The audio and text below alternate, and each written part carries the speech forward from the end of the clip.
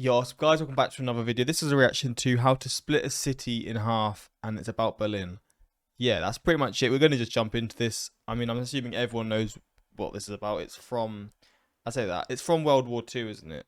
And just after it was ended, I think they split it in half to give one half to give one half to Russia to control. I think it was Russia. Was it the Soviet Union at the time? Whichever one it was. And then the other half was for England and the US to control. I don't actually know if that was how it was, but it was something like that. I might be talking out my ass. Probably am. But yeah, there's a massive wall through Berlin. I think it's still there. I'm assuming they kept it there for like the historical sort of meaning. I don't know though, maybe not. We're going to jump into this. Hopefully you're going to enjoy. Links are in the description to my Patreon if you want to see some more videos of mine, or you want to suggest me some videos to watch that maybe I can't post to YouTube.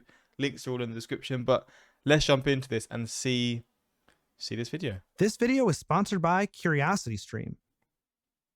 When East Germany built a wall around West Berlin in 1961, they also severed the U-Bahn or subway lines that connected the two halves of Berlin. Prior to the wall, Berliners could ride freely between the two halves, but now the U-Bahn lines had to be disentangled or disconnected. It was a process. Today's U1 and U3 lines had to be shortened, as the lines ran mostly in West Berlin, except for the very last stop. Line U2 had to be disconnected and run as two separate lines. U4, U7, and U9 only ran in West Berlin, and U5 at the time only ran in East Berlin, meaning no changes to those lines. U6 and U8 started and ended in West Berlin, but crossed into East Berlin. Each of the lines had several stops in East Berlin. Those stations closed to passengers. They became known as GO stations, as West Berlin passengers could see them as they So they were still there, but they would just left and they would just go through. So they are in that part of Berlin, but they can't stop there. passed by, but couldn't stop at them until after the Berlin Wall fell in 1989. West Berlin was only allowed to run trains through East Berlin territory because they paid the East Germans a tidy sum each year to do so. And throughout the wall period, East Germany threatened to cut off the connections multiple times. The U-Bahn is just one major infrastructure network that was cut off due to the Cold War. Berlin, for its entire history before 1948, shared power, water, sewer, gas, and transportation networks. This is a story of what happens when the Iron Curtain cuts a city of 3 million people in two. Political ideology confronts the city planning realities of keeping the lights on and the toilets flushing. Let's get into this fascinating story after the bike bell. I wanted to mention that this video is part of a collaboration among educational YouTubers. We're all publishing videos on the Cold War today on the exact same day. I put a link to the playlist in the description, cool. so go check it out. All right, now back to Berlin. The story of Berlin split in two begins in February 1945 at the Yalta Conference, when the Allies, Great Britain, the Soviet Union, and the United States, agreed to a plan to subdivide Germany and Berlin.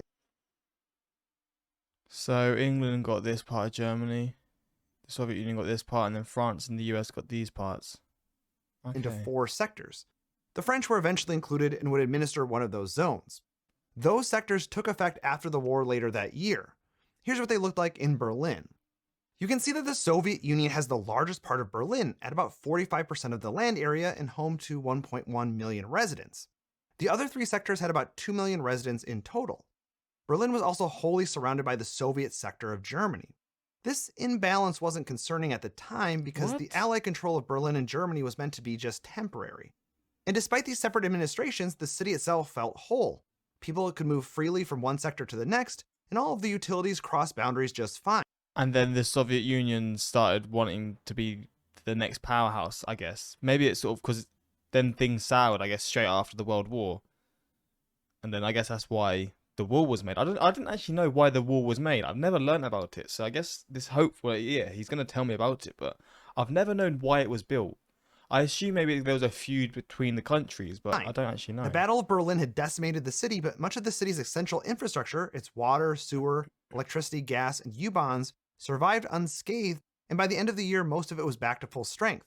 In fact, by 1946, water pumps were supplying more water to the city than before the war. It was truly an amazing feat of resilience from Berliners.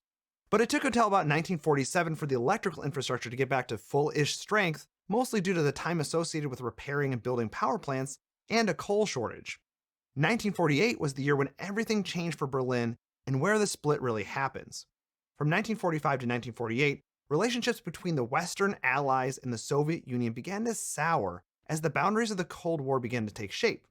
First, Great Britain, the US, and France agreed to merge their Berlin sectors into a tri-zone. At around the same time, the Western Allies introduced a new currency, the Deutschmark, for the western sectors of Germany and Berlin. The Soviet Union opposed both of these moves. It even introduced a new competing currency and circulated it in Berlin. But the Deutschmark was immediately preferred by Berliners in all four sectors. Wow. In retaliation, the Soviet Union instituted the Berlin blockade and would only lift the blockade if the Deutschmark was removed from Berlin. Oh my God, it's already, yeah. Okay, so this is why, and then this is why millions of people didn't see their family members for however long. Oh my God, man. I've never really actually deeped how bad this was, but when you consider the fact that people were literally just shut off from their family, you could have gone to the wrong part of the city for, I don't know, I say the wrong part, you could have gone to the east or the west side of the city just to go to work, and you're from the other side, and then what would have happened then? Would you have just not been able to go back? Oh my God. Soviet military halted all surface and water traffic into Western Berlin, and the Western Allies didn't have the strength at the moment to oppose it. People were still allowed to move between the two parts of the city, but now the western half was dangerously short of supplies. West Berlin had about 36 days worth of food within its borders and no way of resupplying itself by land or sea. So began the Berlin Airlift, which provided 1,500 tons of food and 3,500 tons of coal each day to the 2 million people within the Western Zone by air. During the peak of the airlift, 1,500 flights per day kept the city supplied. During this blockade, water and wastewater systems were not cut off between the two halves of the city. The Soviets did cut off electricity to West Berlin, and that's why all that coal had to be flown in. West Berlin didn't have enough electricity to pump their wastewater to the east, and much of it ended up untreated into local waterways. West Berlin retaliated by cutting off gas to the east, and parts of East Berlin experienced gas shortages. The Soviets ended the blockade in May 1949 without ending the presence of the Deutschmark, and the relationship and connections between East and West Berlin entered a more complicated phase. For example, both halves of the city began cooperating again, but now the same city had two different currencies. It created accounting headaches for city services, which needed to use the correct currency for projects on the correct side. But the utility agencies from both sides, separated during the blockade, did work together again. This was all happening as Germany was being formally split into two countries, the Federal Republic of Germany in the west and the German Democratic Republic in the east. The blockade had exposed how reliant West Berlin was on East Berlin utilities. Western allies and local leaders wanted to make West Berlin more self-sufficient in case there was another blockade, but this wasn't going to be easy to do. In 1950, East Berlin was generating twice as much power as West Berlin for half as many people. Clearly, West Berlin needed more electrical generation capacity, and they became fully self-sufficient by 1955. That was some good timing because that was the year East Germany disconnected all of the electrical lines connecting West Berlin to East Germany. East Germany also disconnected all of the telephone lines, bus and tram services, and water pipes. West Berlin had also used the post-blockade years to improve their water capacity, so by the time the pipes had been severed, they were generating a surplus of water. Wastewater was harder to separate as it's a costly utility, and stopping transfers means sewage ends up in the streets. The West generated more sewage and had less capacity to treat it. The East had more sewage farms and used the waste to fertilize crops.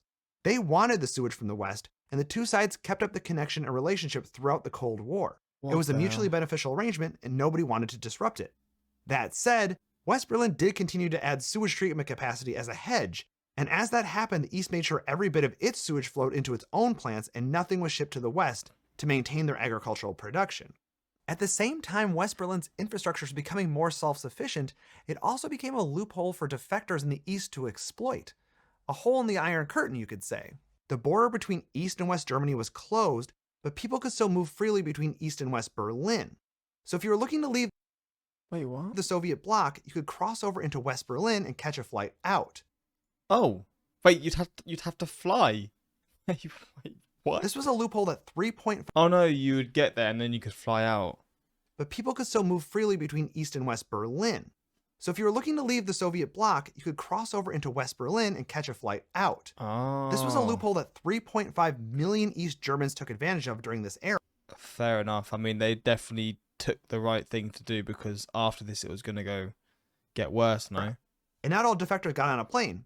Some just resettled in West Berlin.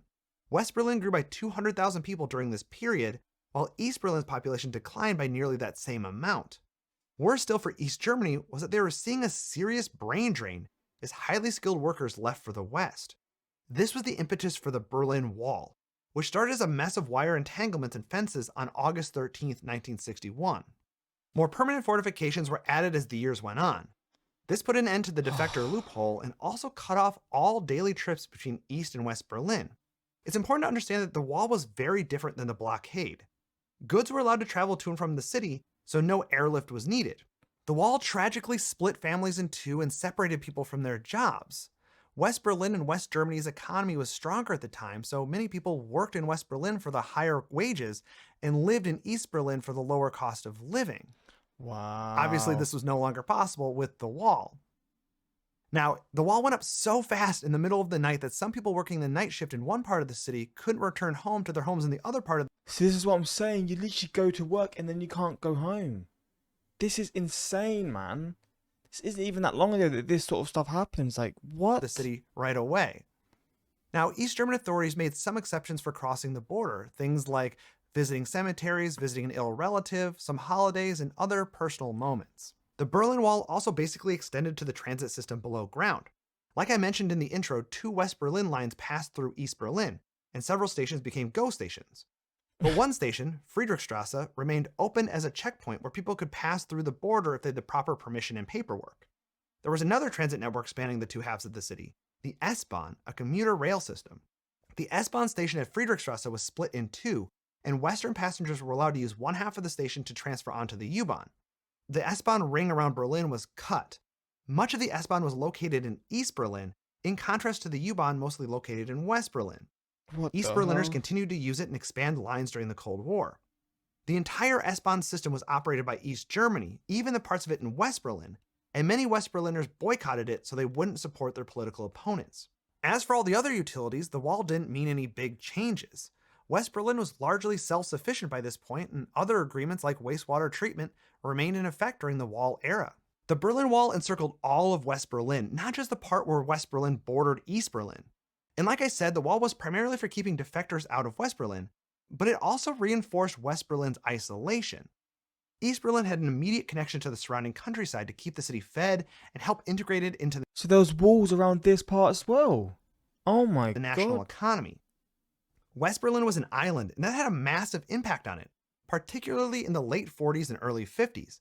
Employment peaked at 31.2%, and factories were operating at only 40% capacity. It was no longer a national capital either, as the West German capital moved to Bonn. It Never even relied heard on of the massive city. amounts of aid to stimulate its economy. And by the time the Berlin Wall was erected, the city was back to full employment. But then the Berlin Wall scared away people and businesses, and West Berlin's economy suffered again. The West German government propped up the city's municipal finances, and by the time the wall came down, it was providing 50% of its municipal tax revenues. Isolation created another kind of problem. Power plants had to be located close to where people lived and worked, as they couldn't put them beyond the boundaries of the city. Yeah, that's By crazy. the 1970s, power consumption was increasing, and so too was the smoke coming out of smokestacks. Residents began to protest the construction of more coal power plants, citing air quality concerns. These protests killed several proposals, and subsequent plants used the latest technologies and became the least polluting in West Germany. The Berlin Wall fell on November 9, 1989, ending West Berlin's relative isolation. Berliners from both sides of the wall celebrated as the city was finally reunited. If you'd like to hear more about how Berlin was stitched Wow, man. I need to learn more about this one, back honestly. together after the fall of the Berlin Wall, I made a short bonus video about it and posted it on Nebula. The video discusses the Oh. reunification process. So I'm able to watch it then. God damn. He's just talking about his ad. He's getting his money. You'll have to see it. But yeah, man. How to split his city in half. This was an interesting watch. I didn't know a lot about this. I did learn about it in school, but I didn't listen much in history probably. But yeah, man, this is an interesting watch. And I mean, if there's more videos like this that will teach me more about this whole situation, I'd be interested in seeing that. But if you're from Berlin, I don't know if anyone would be from Berlin and you experienced this firsthand. Let me know what it was like, because yeah, it's just one of those things that I couldn't even imagine. But yeah, until next time, like, subscribe, and peace.